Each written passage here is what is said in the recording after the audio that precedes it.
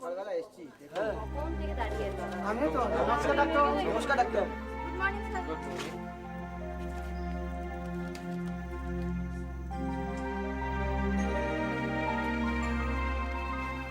আপনি আসুন।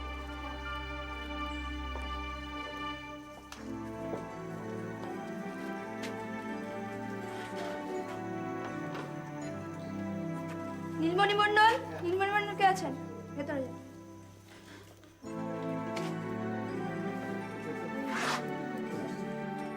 হ্যাঁ বলুন, আপনার কি কষ্ট? আমার এই পুরো না শরীরটা সব ব্যথা একেবারে। ঠিক আছে, আপনি শুয়ে পড়ুন তো ওখানে।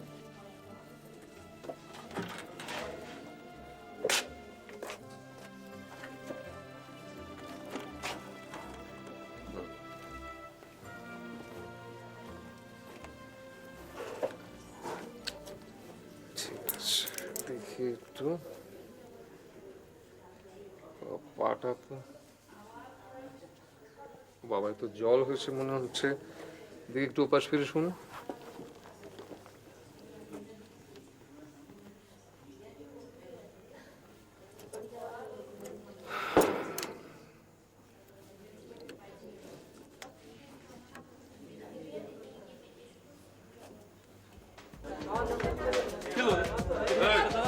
ভেবে চলতে পারছিস না?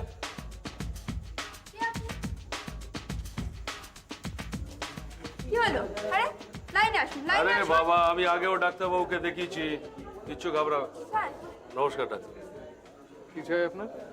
আরে রোজলাল আমাকে পাঠিয়েছে, আমার একটা অ্যাডমিশন চাই, আপনি লিখে দিলে হয়ে যাবে। কিন্তু এভাবে তো অ্যাডমিশন হয় না। আমি গত পরশুদিন দেখিয়েছি ডাক্তারবাবু।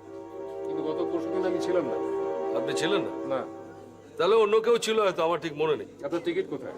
ঠিক, ও কাউন্টারে জমা দিয়ে দিয়েছি। কিন্তু এখন তো অ্যাডমিশন হবে না, কারণ বেডের অবস্থা ভালো না। কিন্তু ডাক্তারবাবু, রোজলাল আমাকে পাঠিয়েছে আপনার কাছে, আপনি খুব ভালো মানুষ শুনেছি, আপনি একটু লিখে দিলে আমার অ্যাডমিশনটা হয়ে যাবে। ঠিক আছে, আপনি আপনি বলবেন ব্রজলালকে আমার সঙ্গে কথা বলছে। বিশ্বাস করুন ডাক্তারবাবু, আমি সত্যি অসুস্থ। আমি বললাম তো আপনাকে, ব্রজলালকে বলবেন আমার সঙ্গে কথা বলতে। কিন্তু আপনি এখন যান। নার্স, চলুন চলুন, বাইরে চলুন। চলুন।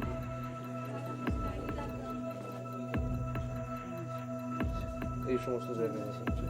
ঠিক আছে, আপনি উঠুন। উঠুন, উঠে পড়ুন।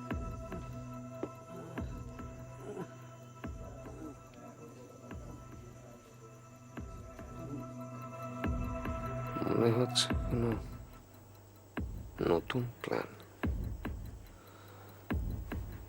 ঠিক আছে, দেখা যাক।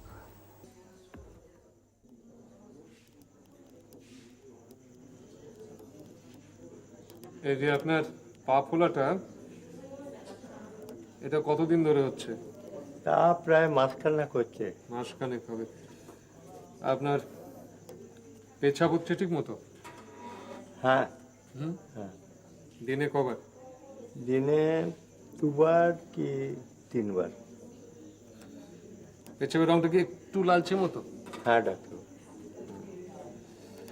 আচ্ছা, আমি ওষুধগুলো লিখে দিচ্ছি, আর এই ব্লাডটা আর ইউরিনটা তাড়াতাড়ি চেক করে আমাকে রিপোর্টটা দেবেন। আচ্ছা, ওষুধগুলো খাবেন, এখন থেকে শুরু করে দিন, দেরি করবেন না কিন্তু। ঠিক আছে? স্যার, কি ব্যাপার? স্যার আপনি কি দুলাল দাসকে ভর্তি করবেন না বলেছেন? কে দুলাল দাস? এই খানিকক্ষণ আগে আপনার এখানে এসেছিল ভর্তি হতে। আচ্ছা, এখানে যে ওষুধগুলো দিয়েছি, যেভাবে যেভাবে খেতে বলেছি সেইভাবে সেভাবে খাবেন, কেমন? ঠিক আছে। আর এই রিপোর্টগুলো নিয়ে আপনি সামনের সপ্তাহে একবার অতি অবশ্যই আসবেন। আচ্ছা, হুম? আর এই কদিন জল একটু কম খাবেন, জলটা কম খাবো। জলটা কম খাবেন। আচ্ছা,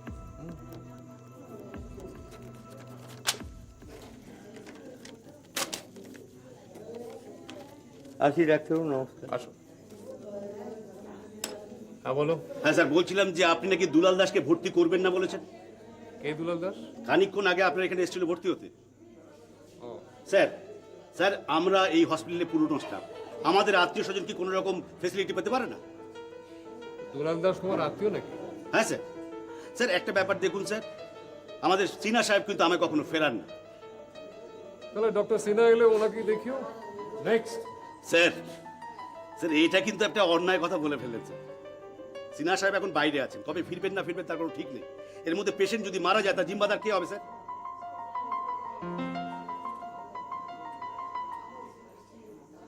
শোনো ব্রজলাল, আমি দুলাল দাসকে ভর্তি করব না এ কথা বলিনি। আমি বলেছি যে বেডের ক্রাইসিস চলছে, কয়েকদিন পরে আসতে। সে যখন তোমার আত্মীয়, তাহলে আমার কাছে একবার পাঠিয়ে দিও, আমি কথা বলবো তার সঙ্গে। ঠিক আছে স্যার, আমি পাঠিয়ে দিচ্ছি।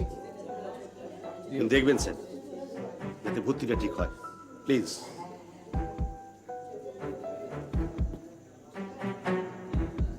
স্যার আপনার একটা ফোন আছে, কোথা থেকে? জেনারেল ওয়ার্ড থেকে ডক্টর মল্লিকা। ডক্টর মল্লিকা? আপনি নেক্সট পেশেন্টকে ডাকুন, আমি ফোনটা অ্যাটেন্ড করে আসছি।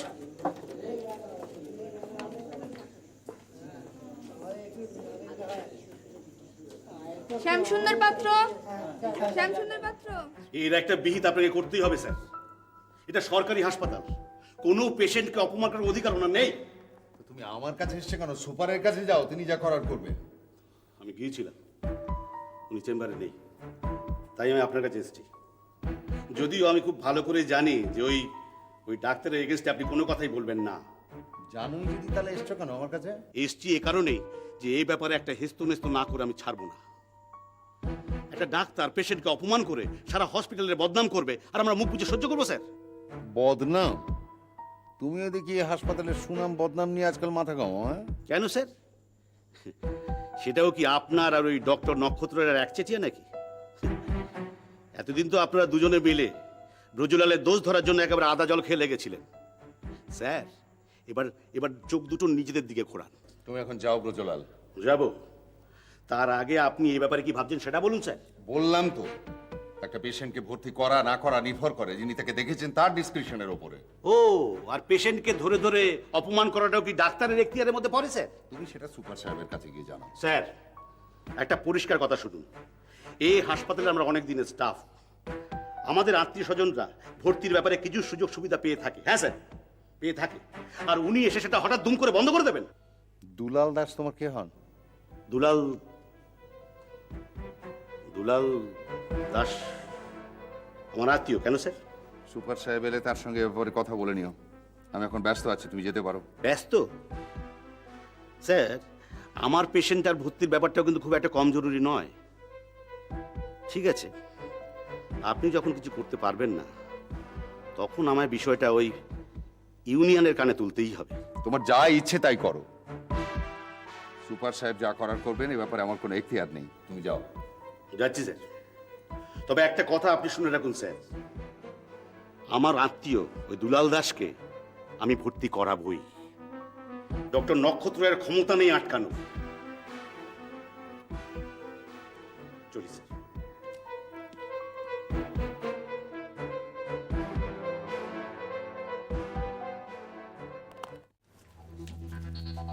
আর কিন্তু সহ্য করা যাচ্ছে না দাদা, এবার কিন্তু একটা হাড্ডা হয়ে যাবে। তোকে নিয়ে তো আমি জেরবার হয়ে গেলাম রে ব্রজলাল। হ্যাঁ আচ্ছা, তোর এই এত ঝামেলা আমি কেন সামলাবো বলতো? আপনি বলছেন আমি ঝামেলা করছি? দেওয়ালেরও কান আছে, বুঝে কথা বল। আচ্ছা একদিন তো কত পেশেন্ট ভর্তি হয়েছে, তখন তো কোনো ঝামেলা হয়নি, তবে আজ কেন হচ্ছে? আসলে শুধু আপনাদেরকে আমাদের দেখতে হবে, আপনারা আমাদের দেখবেন না, এ তো হয় না দাদা। এসব কথা কেন বলছিস? বলছি পেটে টান পড়েছে বলে। আপনাদের তো পড়ছে না, আমাদের জ্বালা যন্ত্রণা আপনারা কি করে বুঝবেন? ঠিক আছে ঠিক আছে, আমি দেখছি। দেখছি দেখছি দেখছি করে তো অনেকদিন হয়ে গেল দাদা। কেন আপনার সাথে কথা হয়নি যে ওই নক্ষত্র রায় যাতে ওই আউটডোরে ডিউটি না পায় সেটা আপনি দেখবেন? বোকার মতো কথা বলিস না তো। অত বড় একজন ডাক্তার, সে যদি একদিনের জন্য আউটডোরে না বসে, এ নিয়ে কথা উঠবে না? এমনকি ওপর মহলে পর্যন্ত কথা চলে যাবে। তাছাড়া উনি নিজের মুখে বলেছেন, না বলা যায় কখনো? আরে উনি তো চাইবেনই, সব ব্যাপারে ওনার নাক গলানো চাই। কিন্তু আমরা এখন কি করি? দাদা, আমি আপনাকে সাফ কথা বলে দিচ্ছি, আমার এই পেশেন্ট পার্টি যদি ভর্তি না হয় তাহলে কিন্তু আমরা আপনার সঙ্গে আর নেই, বাস। ওই পেশেন্ট পার্টির কাছে মোটা মাল পেয়েছিস মনে হচ্ছে। কোথায় দাদা, যা পেয়েছি শত দিতে দিতে শেষ হয়ে যাচ্ছে। যাকে আপনি বাজে কথা ছাড়ুন, এখন বলুন আমাদের জন্য আপনি কি করতে পারেন। ঘাবড়াচ্ছিস কেন? আমি সিএমও সাহেবের কাছে যাচ্ছি, ব্যবস্থা একটা হয়ে যাবে। ঠিক আছে, দেখি।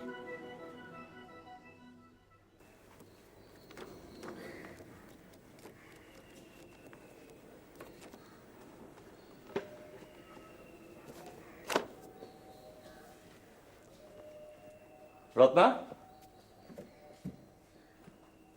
রত্না একটু শুনবে? কি আসছি?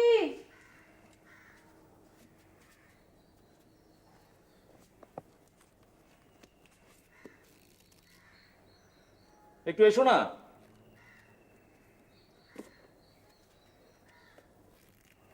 রত্না, আরে বাবা, কি হয়েছেটা কি? আসছি বললাম তো, চেঁচাচ্ছ কেন?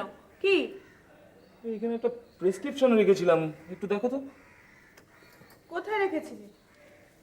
এখানে কোথাও রেখেছিলাম। কিসের প্রেসক্রিপশন? এই, তোমায় খুঁজতে হবে না। রাগ করছো কেন? দেখছি তো। না, রাগ করবে না। কাজের সময় কাজ না করলে রাগই হয়। বাপ রে বাপ, বাড়িতে তো একটা কথা বলার জো নেই দেখছি। ওই টেবিলে নেই? না, টেবিলে তো দেখছি না। এখানে এটা কি? প্রেসক্রিপশন যদি গুছিয়ে না রাখো তাহলে এটা তো তোমার প্রেসক্রিপশন। ব্লাড টেস্ট করতে বলেছে। কি দাও হয়েছে আমায়। তোমার? দাও দাও, কি হয়েছে আমায় বলো না। দাও না। তুমি ব্লাড টেস্ট করতে বলেছে কেন?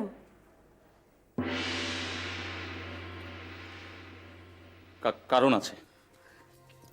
কি কারণ আমাকে বলা যায় না? না, বলা যাবে না কেন? তো তো বলো, কি হলো? আসলে চম্পার যে কিডনি লাগবে সেটা তো তুমি জানো। হ্যাঁ, কিন্তু চম্পার কিডনি লাগবে বলে তোমার ব্লাড টেস্ট করতে বলেছে কেন? না, বলেছে সবকিছু টেস্ট করতে, যদি ম্যাচ করে যায় তাহলে। ম্যাচ করে? তুমি ডোনেট করবে কিডনি? তুমি ডোনেট করবে? দেখো, আসলে চম্পা আমার একমাত্র ছোট বোন। তাছাড়া ও তো আর কেউ নেই, বলো। আর আমার? তোমার এতে আপত্তি কেন আমার তো ঠিক বুঝতে পারছি না আমি। বুঝতে পারছো না? না, দাও, এটা দাও, ছেলে মানুষই করো না, দাও। ছেলে মানুষই নয়, তোমার জীবনের একটা এত বড় সিদ্ধান্ত তুমি নিয়ে ফেললে আর আমাকে একবার জানানোর প্রয়োজন বোধ করলে না। এই কারণেই তোমাকে আমি জানাইনি। এবার বুঝতে পারছো? না না, বুঝতে পারছি না। তুমি আর এখন একা নও, তোমার স্ত্রী আছে, তার প্রতি তোমার কিছু কর্তব্য আছে।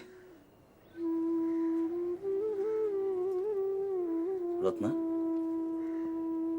আমি তোমার প্রতি কোনো কর্তব্য পালন করিনি।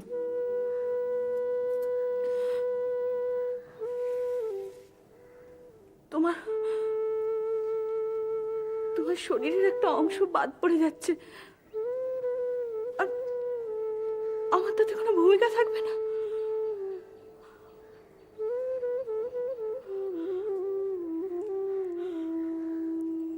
দেখো রত্না,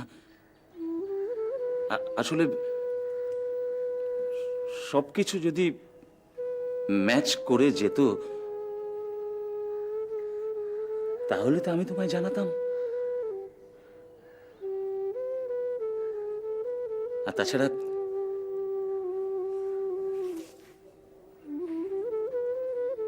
তুমিও তো চম্পাকে খুব ভালোবাসো, বাসো না? ও তাড়াতাড়ি সুস্থ হয়ে উঠুক, সেটা তো তুমিও চাও, কি চাও না?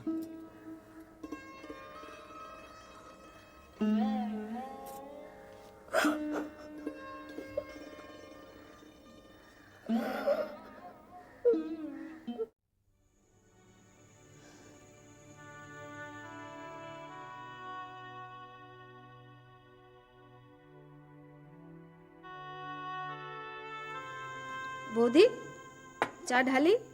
মুখ ধোয়া হয়েছে তোমার? না, ঢালো, মুখ পরে দেবো।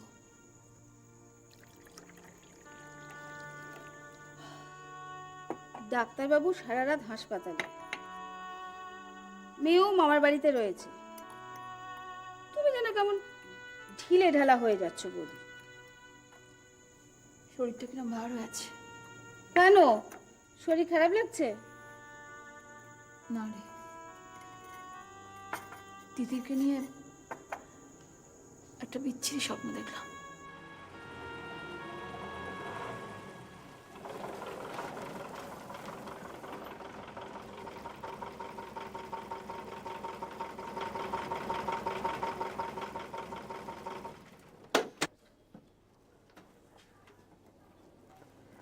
এসো এসো আমার সোনা, এসো এসো বাবা, এই তো বাড়ি এসে গেছে।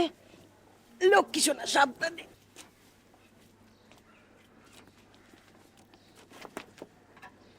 সে কি, তুমি এরকম স্বপ্ন দেখতে গেলে কেন? স্বপ্ন বুঝি কেউ ইচ্ছে মতো দেখে? না, তা না, মানে কি জানি, সারাদিন এত টেনশন আমার আর সহ্য হয় না।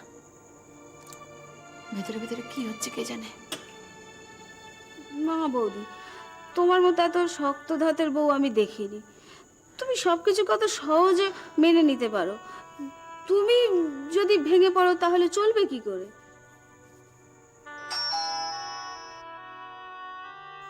কে এলো দেখতো? এত সকালে কে এলো বলো তো? দুধওয়ালা হবে তো।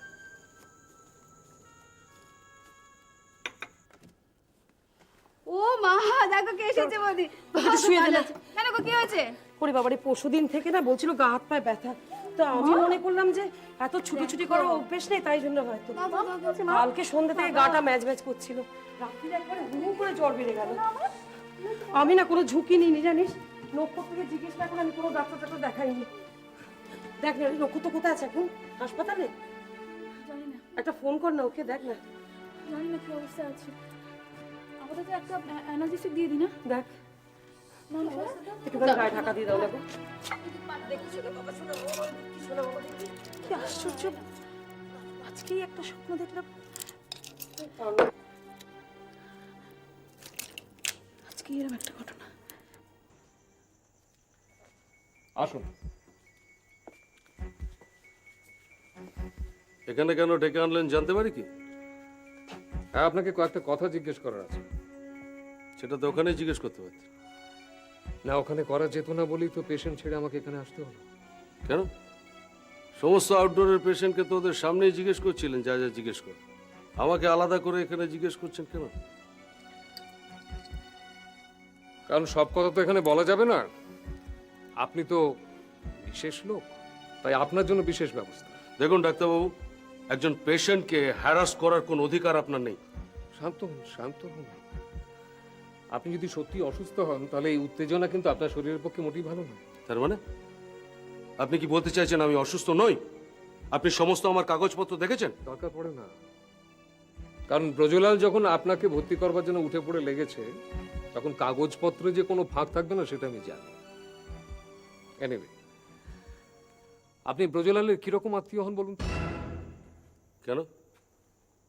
ব্রজলাল যদি আত্মীয় আমার নাই হয় তাহলে আপনি আমাকে ভর্তি করবেন না? আপনি এখানে কেন এসেছেন বলুন তো?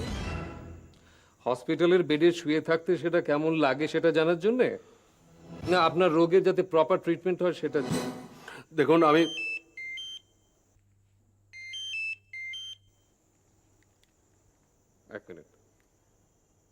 হ্যাঁ হ্যাঁ দিদির ফিরে এসেছে, মাও এসছে সঙ্গে।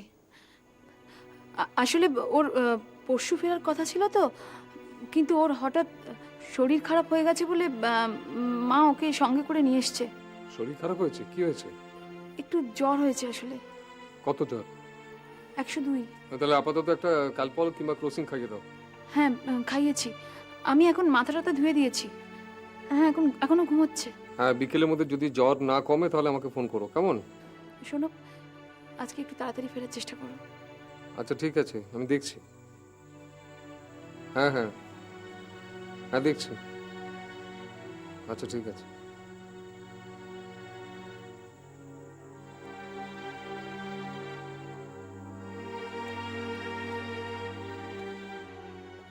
আর শুনুন, আপনি এখন যান, আমরা এই মুহূর্তে আপনাকে ভর্তি করতে পারছি না।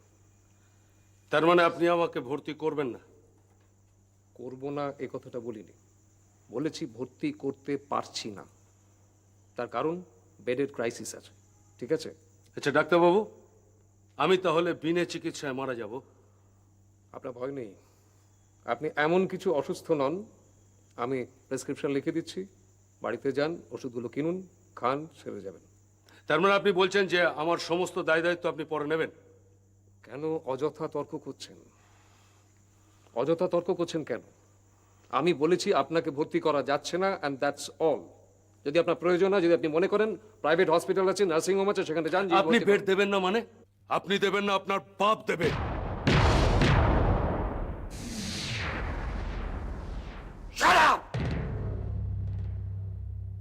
মস্তানি করার জায়গা চিল্লাবেন না ডাক্তারবাবু। ঠিক আছে, আমি চলে যাচ্ছি, কিন্তু ভুলে যাবেন না আমিও আপনাকে দেখিয়ে দেবো কি করে আমি এখানে ভর্তি হই।